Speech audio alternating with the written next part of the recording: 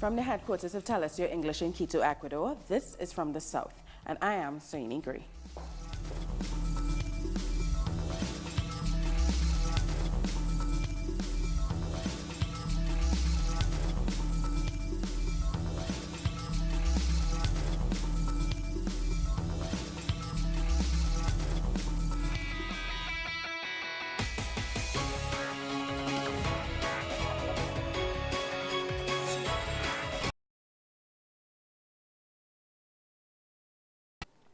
We start in Venezuela, where President Maduro will be joining thousands of marchers later today at a May Day rally in the capital of Caracas. We can now go live to our correspondent Ian Bruce, who is in Caracas. Ian, tell me what's happening at the rally at the moment. Of the concentration, the march itself has not begun yet, but there's also already a very large number of people here. Stretching right up there beyond where I can see the crowds are gathering up there, trade union members. It's a large number of people, and the extraordinary thing here is that the climate is very, very upbeat. I was just talking to a group of school catering workers who've come here 2.5 hours from Carabobo state, and they were remarkably Think about it, when there's a really brutal attack on people's living standards as a result of galloping inflation induced by what the government calls the economic war against the government. You remember that yesterday President Maduro declared a 95 increases which he's declared. And even he admitted that that's not really adequate. It's simply a measure to try and protect workers' living standards. But what is really needed is a much longer-term solution in terms of the economy here in Venezuela. So it's really quite remarkable, the spirit here in those circumstances. Now, you're saying that the atmosphere is quite remarkable and people seem very optimistic and upbeat. Tell me, how does today's march fit into the electoral campaign?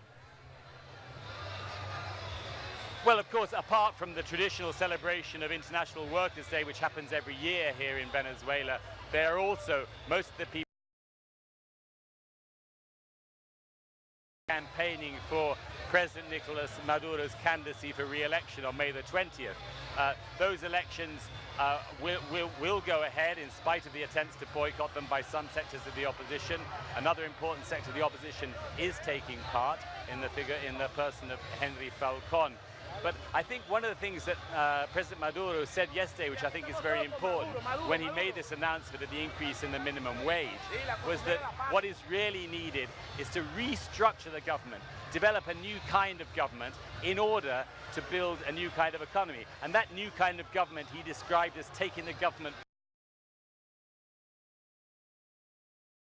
with people precisely the kinds of people who are here on this march, trying to get their input into building or rebuilding a healthy and stable economy for Venezuela, which it so desperately needs, and in order to overcome this absolutely crazy, really speculative rate of inflation, which is eating away at people's living standards.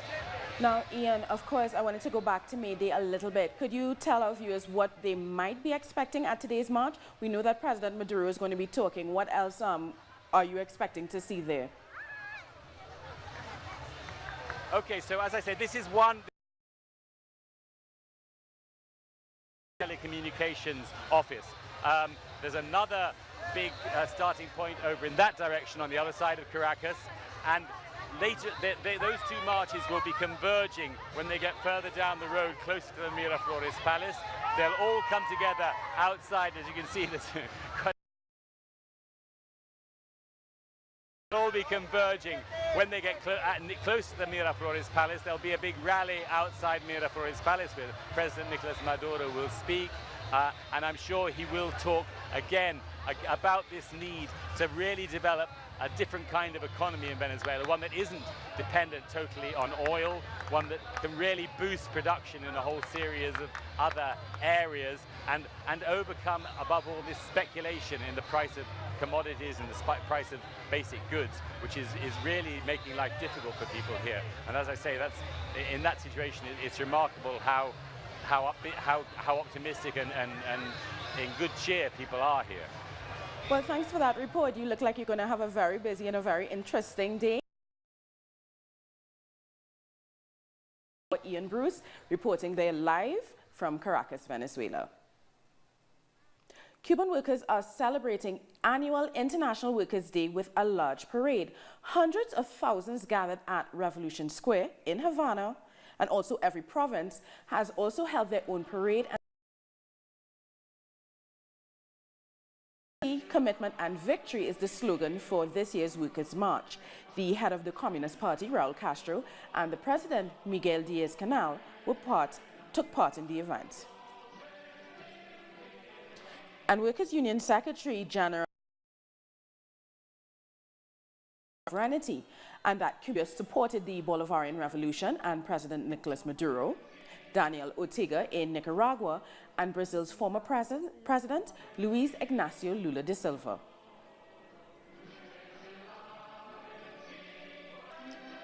Cuba showed solidarity towards people who have lost their jobs and who are still looking for one, following the neoliberal measures in countries like Argentina and Brazil.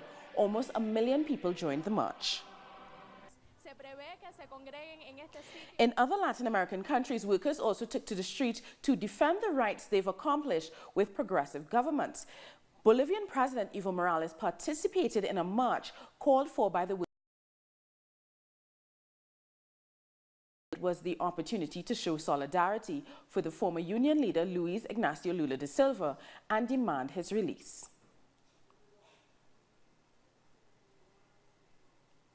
Still in Brazil, Luiz Ignacio Lula da Silva is the focus of demonstrations for International Workers' Day.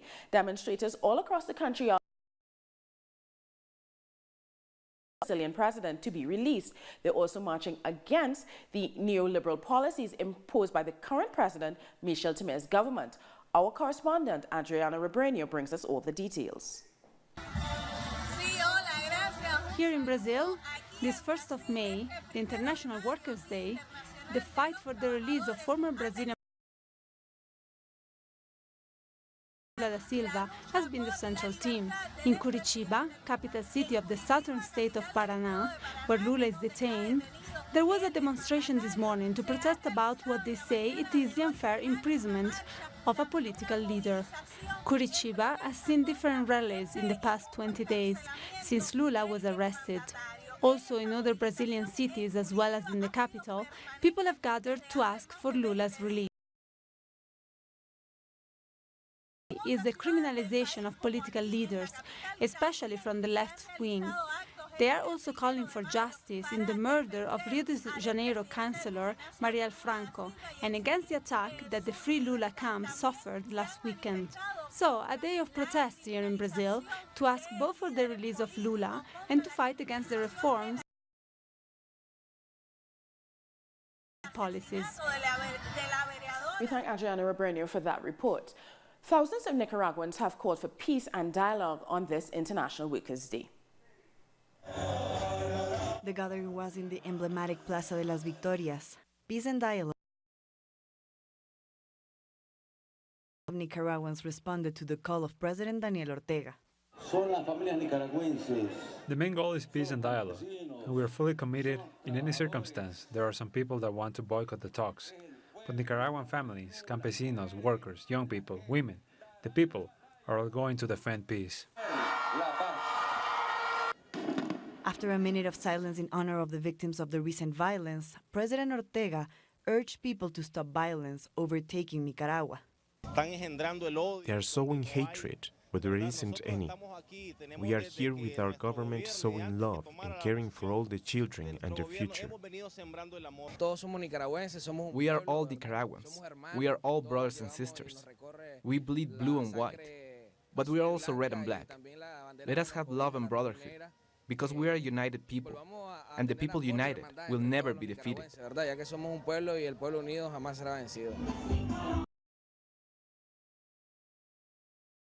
All Nicaraguans, we are all secure. We have jobs, health, and education for our kids. Me, as a young mother, I want my son to keep being a child who can play in peace and happiness. That's why I'm here. The message is to sow love where there is hatred. Even though there isn't a date yet for the talks, many people are out here supporting the president's message. In Spain, trade unions are demonstrating this May 1st to end the austerity policies that have taken the country on a precarious job for better working conditions, along with more social and job security. Our correspondent in Madrid, Romina Piñate, brings us more. Greetings from Madrid. Better salaries, equality and pensions increase are three of the main themes during the demonstrations for the International Workers' Day here in Spain. The main trade unions have called for demonstrations in over 70 cities all across the country. These protests are also marked by the data released last week that says that unemployment has risen in over 30,000 people during the first 3 months this 2018, the worst number since 2014. Trade union says this is provoked by the austerity policies and labor reforms that are just creating precarious jobs. Let's not forget that Spain is one of the worst countries in the 9 out of 10 jobs created are temporary ones, and among them, 1/4 lasts less than a week. We're going to take a short break now, but join us again after this look at what our multimedia colleagues are reporting.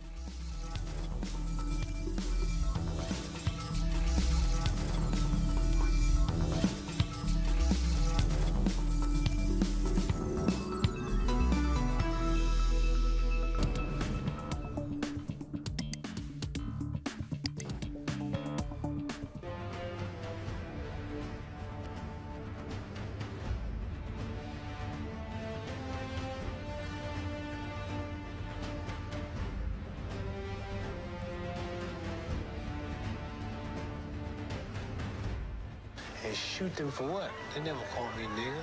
They never lynched me. They never put no dogs on me. They never robbed me of my nationality, raped and killed my mother and father. Well, I'm going to shoot them for what? How am I going to shoot them? Them little poor little black people, little babies and children and women. How can I shoot them poor people? Just take me to jail.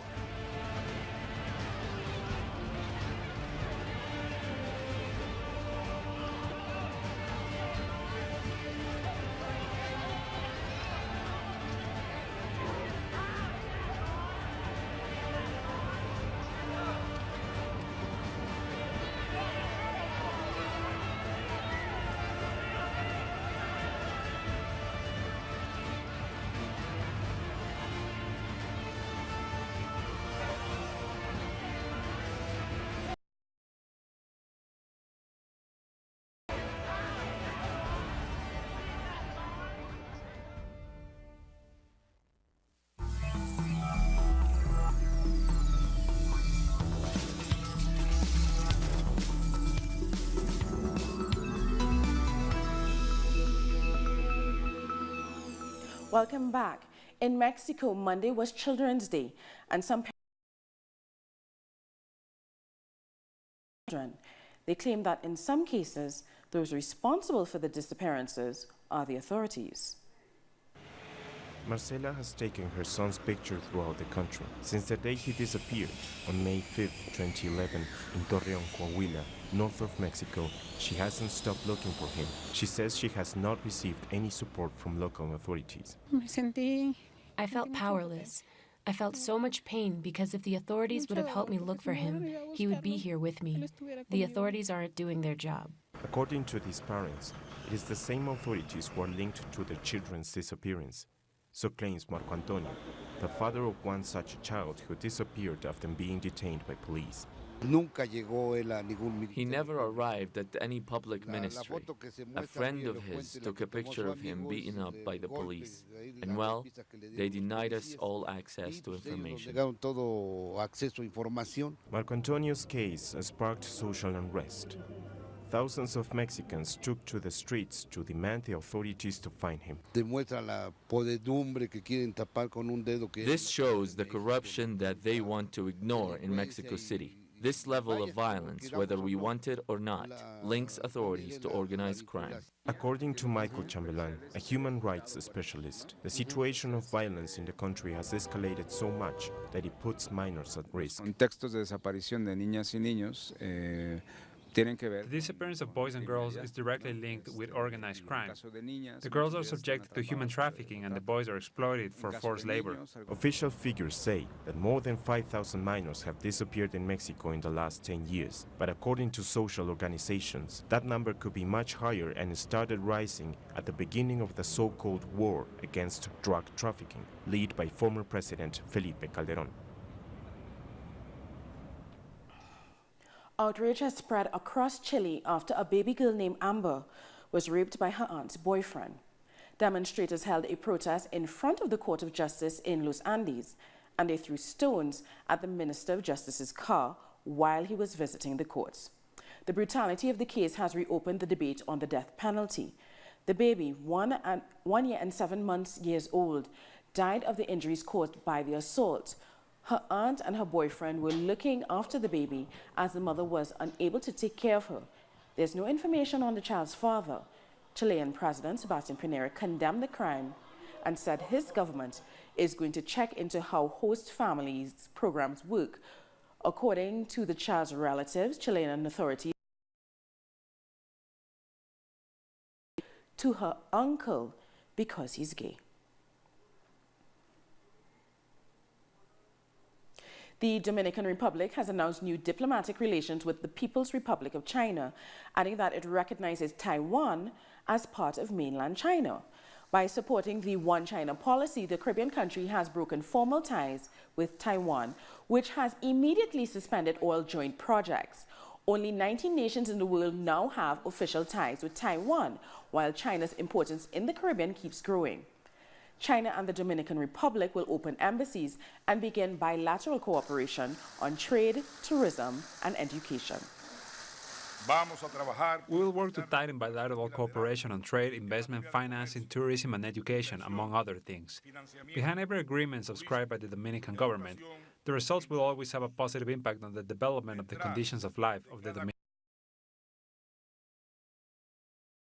Forming the government of President Danilo Medina. Barbados is on an election footing with the date set for May 24th. The opposition Barbados Labour Party held a campaign rally in the form of a picnic at Barclay Park over the weekend.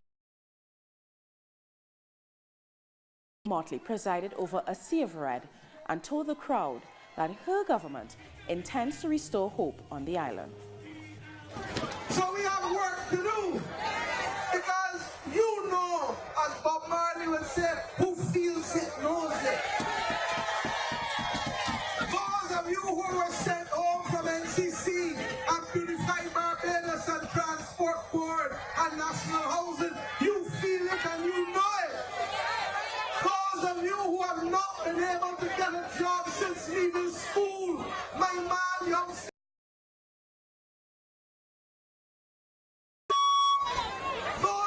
Who want to get into university or who want to study, you feel it and you know it. Those of you who know what holes do into your car and you got to get tires and you got to get shocks, you feel it and you know it. Jamaica's Prime Minister Andrew Holness has attended the launch of the distribution of solar lamps to energy-poor households. In early March, during the budget debate, he announced that 5,000 solar lamps will be distributed throughout the island. He explained this simply wasn't an economic plan, but was inspired by a fire earlier that year that was caused by persons using candles and kerosene lamps, which claimed the lives of 8 adults and 5 children. Almost every year, as a representative, I've had to deal with burnouts.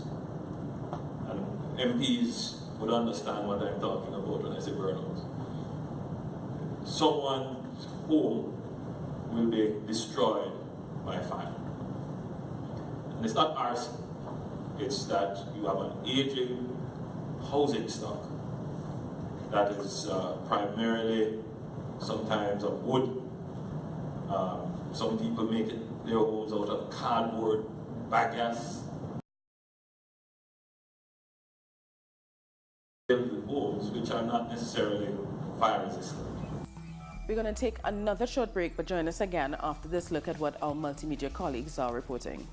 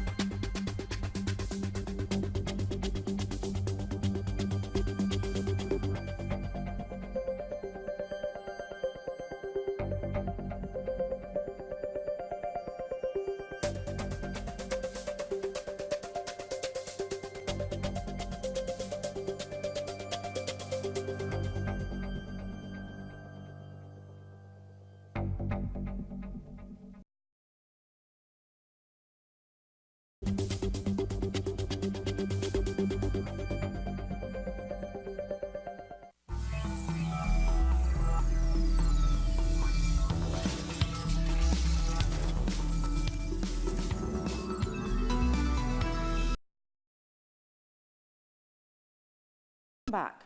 Tens of thousands of U.S. public school teachers are marching for a fourth day in Arizona's capital of Phoenix. They're asking for better pay and better funding. Many schools across the state are remaining closed due to the protests. Now, teachers across the country have been organizing demonstrations since February, saying the government has increased taxes but has not increased spending on education. The governor of Arizona has now agreed to raise teachers' salaries by 20%. And to talk to us about what's happening on the ground in Arizona, we're being joined on Skype by Jessica Edwards. She's a high school teacher in Phoenix who's standing outside the state legislature. Jessica, thank you so much for joining us. Can you tell us what's happening today in the Capitol? Hi, I'm actually outside the Capitol building right now where teachers are gathered. Thousands of teachers have been gathering over the last 4 days to put pressure on our governor and the legislature to make some changes to the education system here. Exactly are your demands?